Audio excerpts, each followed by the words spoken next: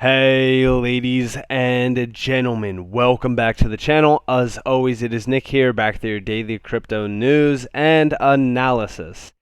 And let's take a step back in time where we were talking about XRP.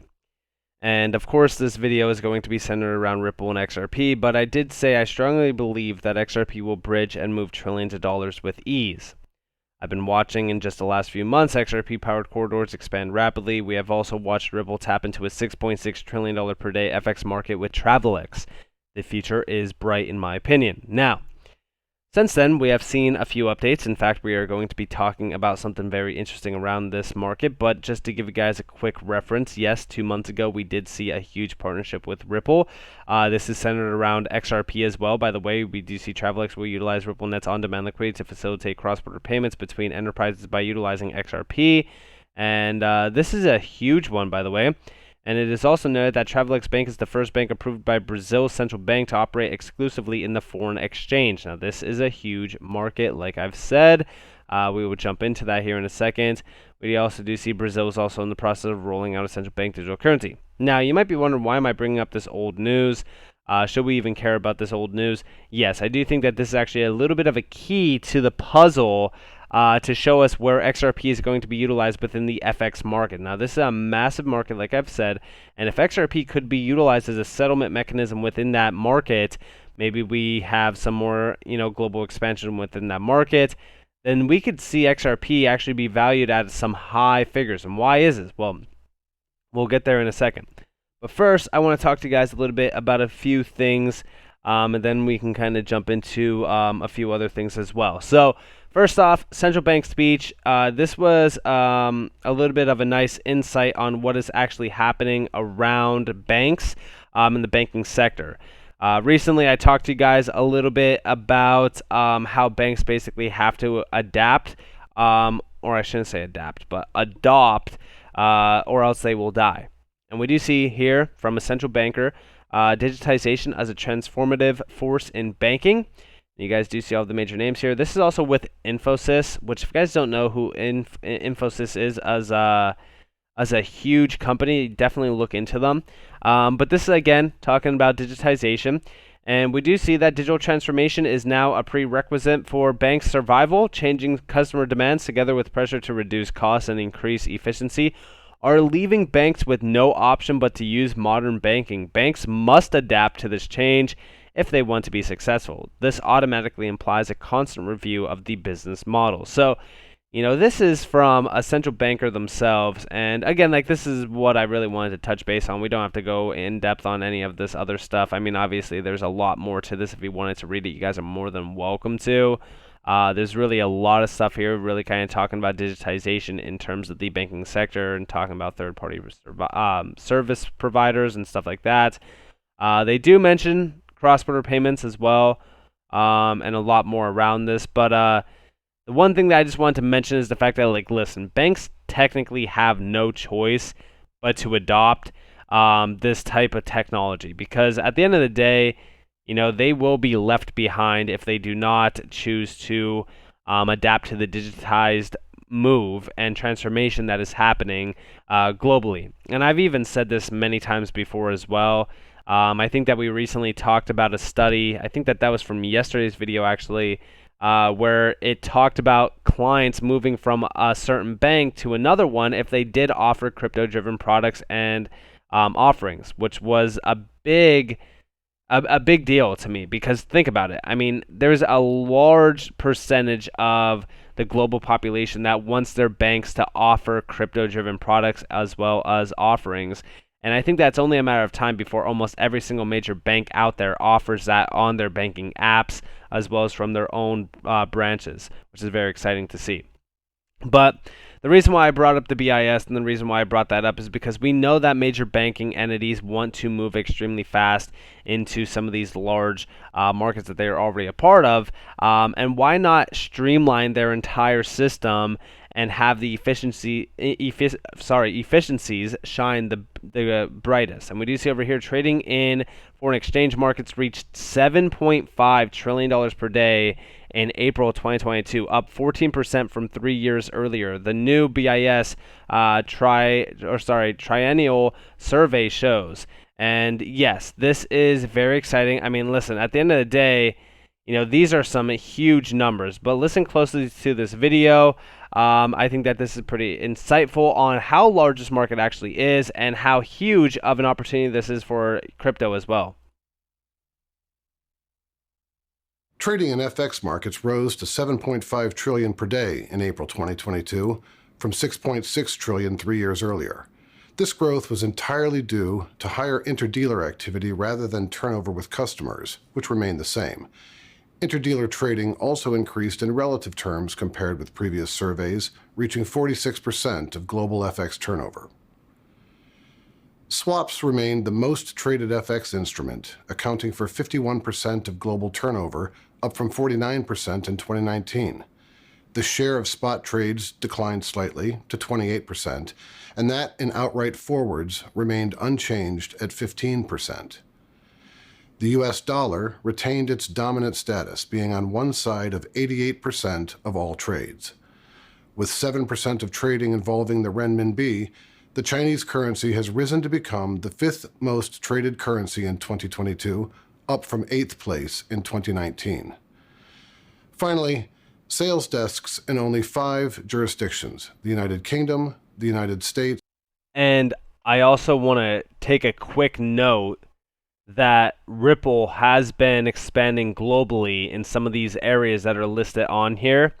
The UK has been a big stepping stone for them. And by the way, the UK stands for 38% of FX trading desk, and Singapore is 9%, which Ripple has been making a lot of noise in both of those areas. Hong Kong SAR, Singapore, and Japan facilitated 78% of all FX trading. And when I looked at this initially, so you could actually see the triennial central bank survey of foreign exchange and over-the-counter derivatives market in 2022. You could see that it is now sitting at about $7.5 trillion per day. This is daily volume, by the way. It's absolutely outrageous.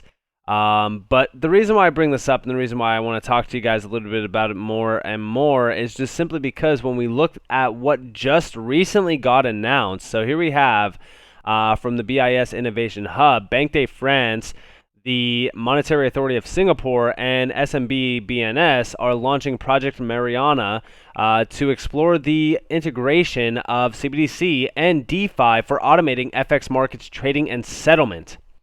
Let's actually take a look at this. So it is centered around settlement within these markets, but they also do see the exploration on cross-border exchange of wholesale CBDCs is the first to involve 3 hub centers as well. Now we don't know the full scope of this project. When you actually look this up on their website, they don't mention too much about this. It's all through automated market makers with tokenized assets. It's focused on liquidity pools as well to transfer digital assets automatically, as opposed to the traditional process of matching buyers and sellers. And it is all centered around DeFi and things like that. It is also centered on cross-border payments, all that kind of stuff, the good stuff that we've all been talking about for a while. And we do see that's a joint project between Switzerland, Singapore, the Eurosystem, BIS Innovation Hub Centers, the Bank of France, the Monetary Authority of Singapore, and the Swiss National Bank.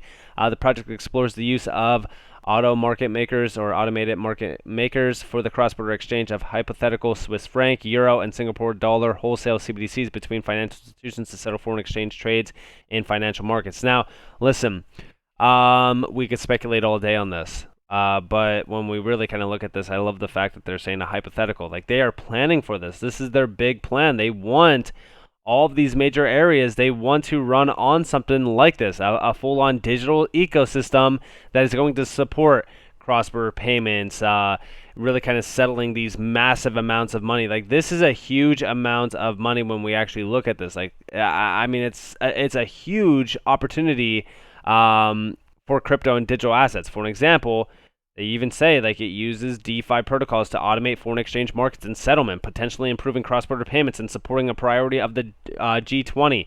Today, DeFi, built on public blockchains, uses smart contract protocols to automate markets for crypto and digital assets. AMM protocols combine pooled liquidity with innovative algorithms to determine the prices between two or more tokenized assets. In the future, similar AMM protocols could form the basis for a new generation of financial infrastructures facilitating cross-border exchange of CBDCs. Now, very interesting when we actually look at this. I mean, like at the end of the day, what they're saying here is that these pooled liquidities, like these AMM protocols with these combined pooled liquidities, are essentially the bridge between two or more tokenized assets. Again, we don't know what tokens will be utilized in this. We don't know what major players are a part of this. They don't give us a lot of information on this. We only know the major banks that are, tied to this. You could see the full-on diagram down here as well. You see the Euro area network, you see the Swiss network, you see the Singapore network, and you see all of the major currencies down here, how all of this works, multilateral pool, bilateral pools as well, super regional network. It's very interesting. Again, all we know is that at this current moment in time, they are focused on making cross-border payments faster, cheaper, and more transparent, which are the biggest areas that Ripple is focused on for the longest time around cross-border payments. We know that settlement is a big area. We know that improving cross-border payments has always been a big area as well from Ripple. Now, we don't know if they are a part of this project. We don't know. Again, we could speculate all day, like I said.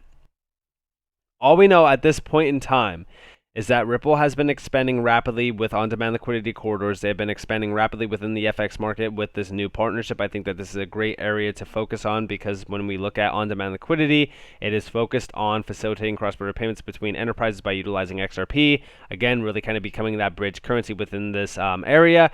Now, again, this doesn't mean 100% that XRP is going to be utilized within the system, but I would say the biggest thing around this and the thing that I would love to focus on is the fact that at the end of the day, we see massive adoption of DeFi taking place in some of the most incredible areas of opportunity around the world, especially with some of the biggest banking clients. And they are focused on some of the largest areas that we have been focused on as well when we talk about XRP, when we talk about other digital assets. This is huge no matter what. Listen, I'm not only a holder of XRP. So to me, when we look at the DeFi sector, when we look at crypto or anything, this could be very beneficial not only just for XRP, but for the entire market. It doesn't matter if your specific asset is a part of this journey. It just shows you how early we are and how large of an area this actually is to focus on, because they are utilizing DeFi, digital assets, and crypto in a $7.5 trillion market per day. This is huge. Imagine the market cap that crypto will balloon to once something like this morphs into reality and it's being utilized and it goes live fully. This is huge. So with that being said, I hope that you guys enjoyed this video. If you guys did, definitely leave a like, subscribe, to notifications on. If you guys want more free content, you guys are more than welcome to follow me on Twitter and join the free Discord down in the description below. As always, up to you all. Have a beautiful day, beautiful night. Wherever you guys are in this beautiful world. This has been Nick. Peace out, guys.